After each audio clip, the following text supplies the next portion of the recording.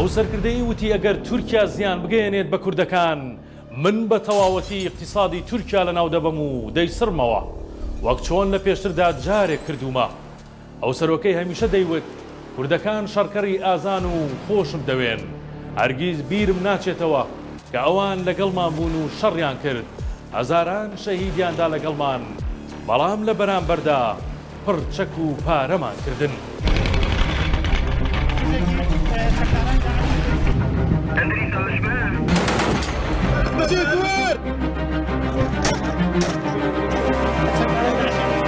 ئەو دۆناڵد جۆن ترامپە، سەرۆکە تویتچێکە.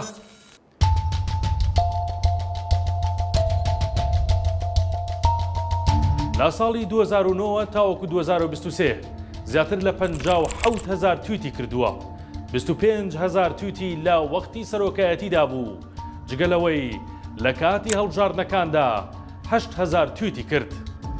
دەڵێن لە سەر وەختی هەڵبژاردنەکاندا تاکەشت کە ترامپی جیا دەکردەوە لەوانەی تر شێوازی گێڕانەوەی چیرۆکەکانی سیاست بوو بۆ خەڵکی ئەمریکا کە هەموو لایەنە نەرینیەکانی دوور دەخستەوە لە هەستی خەڵکەکەی و ئاستی دڵسۆزی خۆی لە قۆناغێکی باڵادا پێشان دەدا. دەتوانم بڵێم لە جێی خەڵکەکەی بیری دەکردەوە.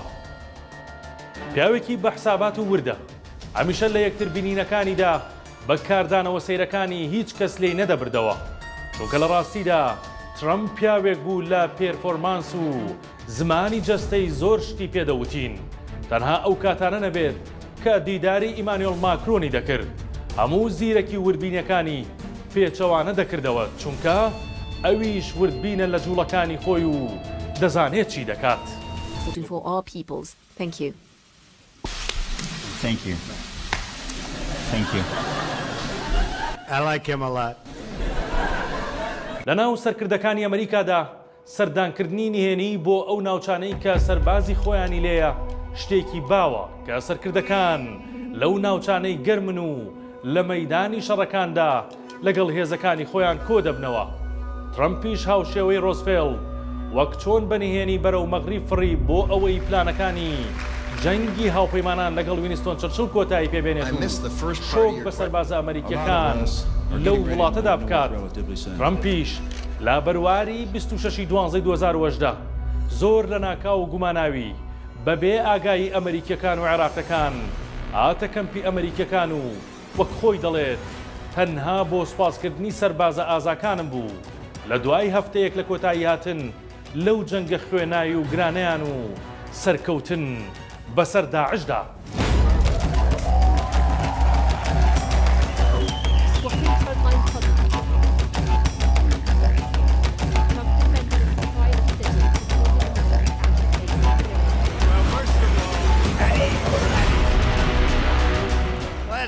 ئەم جوڵە نامۆیی دۆناڵد ترامپ بۆ جێی دڵخۆشی ئەو 5,000 سەربازەی لە عێراق جێگیری کردبوون، بەڵام بۆ جێی ناڕەزایەتیش بۆ بەشێکی زۆر لە خەڵک و سەربازانی لە ئەمریکا، چونکە دەگوترا لە 15 ساڵی ڕابردوودا دۆناڵد ترامپ یەکەمین سەرکردەیە کە یادی کریسمسی لە خەیاڵ نەبووە و ئەو یادەی لەگەڵ خەڵک و سەربازەکانی ناو خۆی ئەمریکا نەکردووە.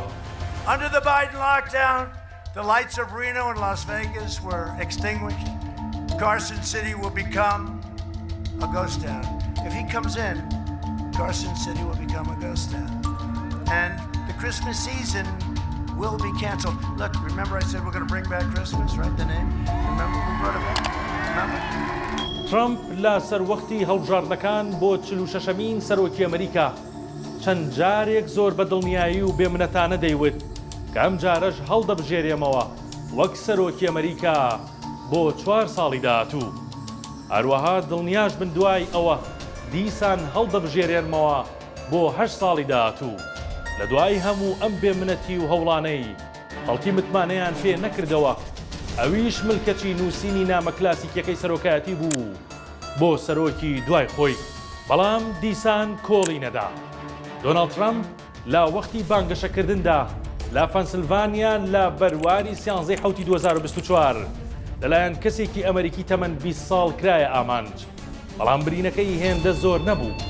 زۆری نەبرد کە کە ئەم هەواڵە بووە ترند لە ناو سۆشیال میدیای جیهاندا و ترامپ پێی وابوو کە ئەم کارە لە بەرژەوەندی ئەو دەبێت بەڵام وانە بوو. If you want to really see something that's said, take a look at what happened.